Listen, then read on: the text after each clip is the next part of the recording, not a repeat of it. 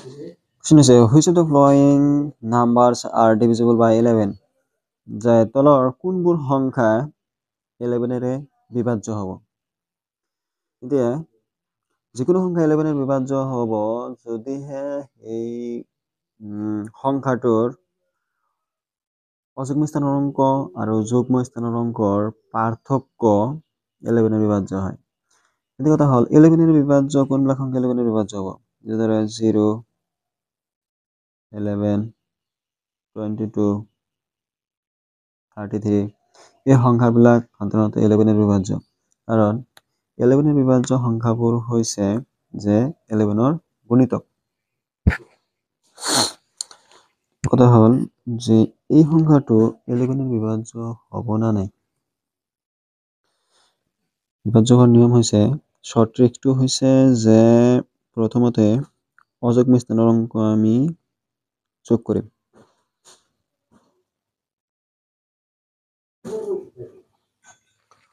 অযুগ্ম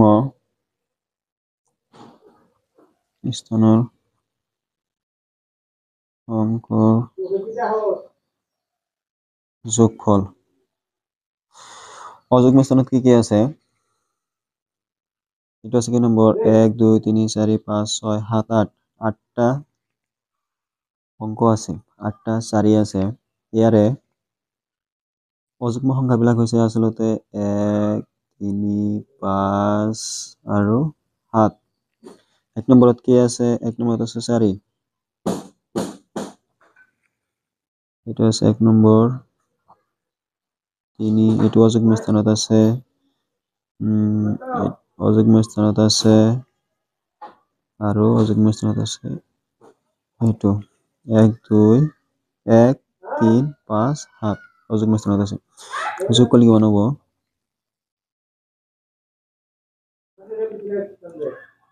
16।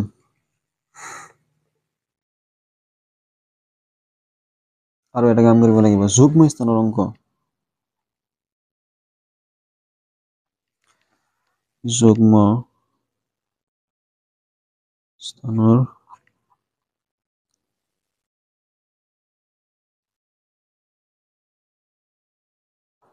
অংকৰ যোগফল। যুগ্ম স্থানত কি কি আছে?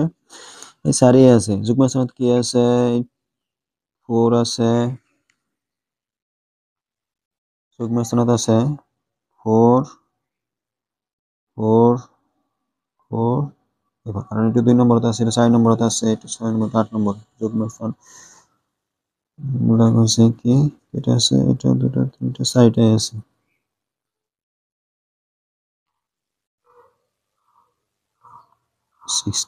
এতিয়া কি কৰিব লাগিব? 11 এৰ বিভাজ্য নিয়ম হৈছে কি যে অযুগ্ম স্থানৰ অংকৰ যোগফল মাইনাস যুগ্ম স্থানৰ অংকৰ যোগফল, মানে পাৰ্থক্য বাহিৰ কৰিব লাগিব।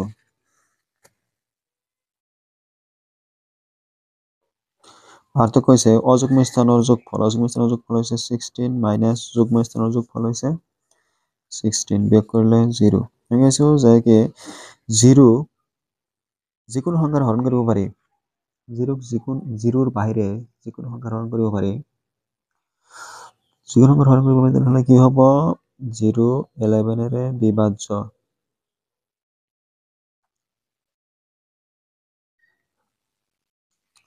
নহ'লে আমি কি লিখিব পাৰিম যে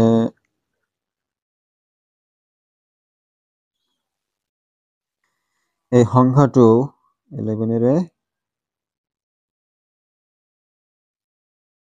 বিভাজ্য। ইয়াৰ পিছত চাম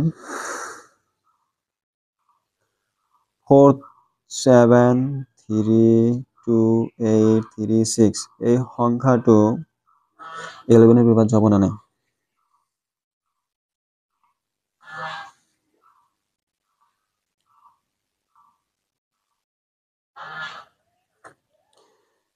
Uh, 4, 7, 3, 2, 8, 3, 6 এগুলো 11 এর বিভাজ্য হলো না নাই? অযুগ্ম স্থানাঙ্ক অঙ্ক কি আছেন? অযুগ্ম স্থানৰ অংকৰ যোগফল। অযুগ্ম স্থানত কি আছে?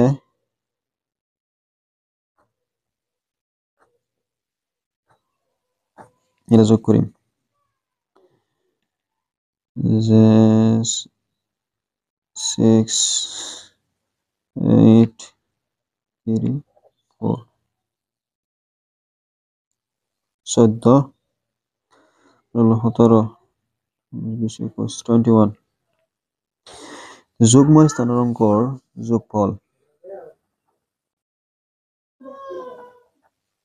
স্থানৰ অংকৰ যোগফল হৈছে যুগ্ম স্থানত কি আছে 3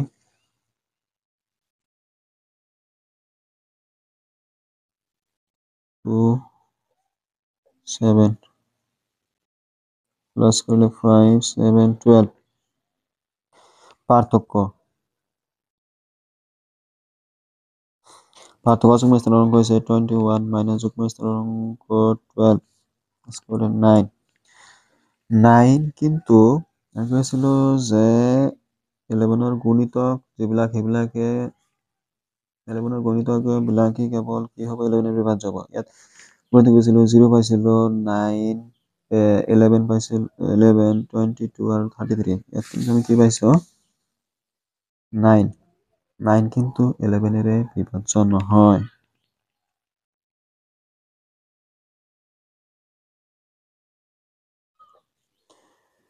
থেকে 4 7 3 2 8 3 6 সংখ্যাটো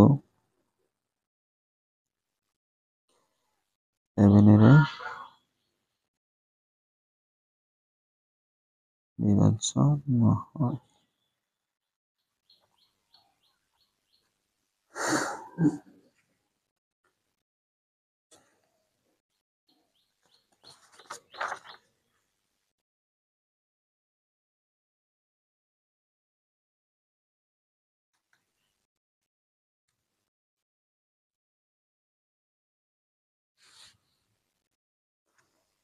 এৰ পিছত আছিল আমাৰ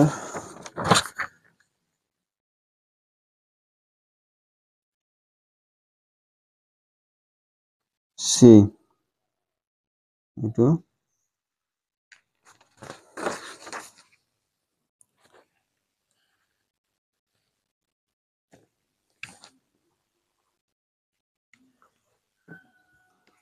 4 5 8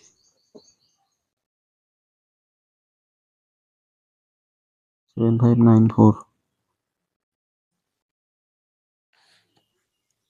এই সংখ্যাটো বিভাজ্য হ'ব না নাই 11 এৰে প্ৰথম কাম আছিল কি অযুগ্ম স্থানৰ অংক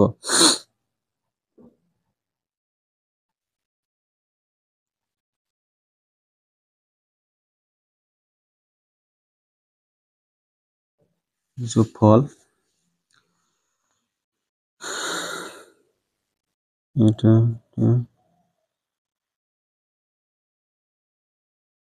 4 plus 5 plus 8 plus 4 12 21 যুগ্ম স্থানৰ অংকৰ যোগফল হৈছে এইটো আছে 9 প্লাস 5 আৰু 8 7 9 7 9 7 আৰু 5 21 কি লিখব পাৰিম এইটো পাৰ্থক্য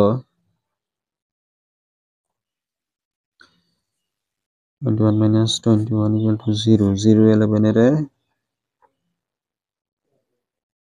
বিভাজ্য কি লিখব পাৰিম থেকে 4 5 8 7 5 9 4 সংখ্যাটো 11 এৰে সম্পূৰ্ণৰূপে বিভাজ্য হ'ব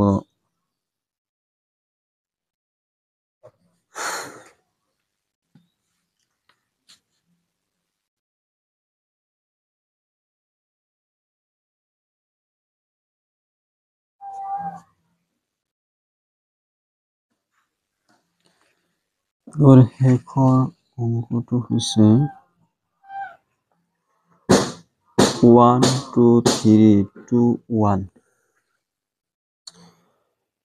এটা সলভ করে এটা মুখোমুখি করে মিনিং যে এই সংখ্যাটো 11 বিভাজ্য হ'ব না নাই যে যুগ্ম স্থানাংক কি আছিল যুগ্ম স্থানৰ অযুগ্ম স্থানাংক আছিল 1 3 1 তেনেহলে কি হ'ব আমি কি কৰিব পাৰিম যে 11 1 প্লাস 3 প্লাস 1 ইকুয়াল কিমান হ'ব 4 আৰু যুগ্ম স্থানাংক কিমান আছে যে 2 প্লাস 2 ইকুয়াল টু 4 ডিফারেন্স হৈছে এইটো পাৰ্ট ডিফাৰেন্স কৰিলে হ'ব যে 4 - 4 ইকুয়াল টু 0 0 যেটো 11 এর বিভাজ্য হ'ব এটি অযুগ্ম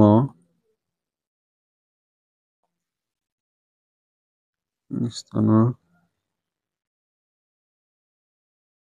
অংকৰ যোগফল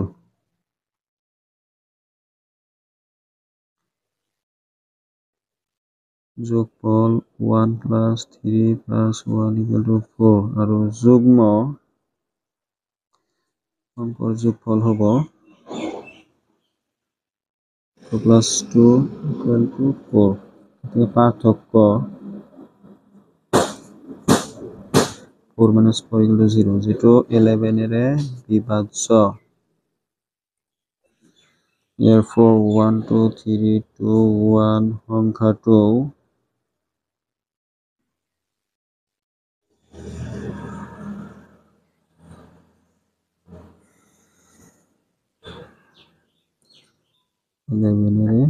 বিভাজ্য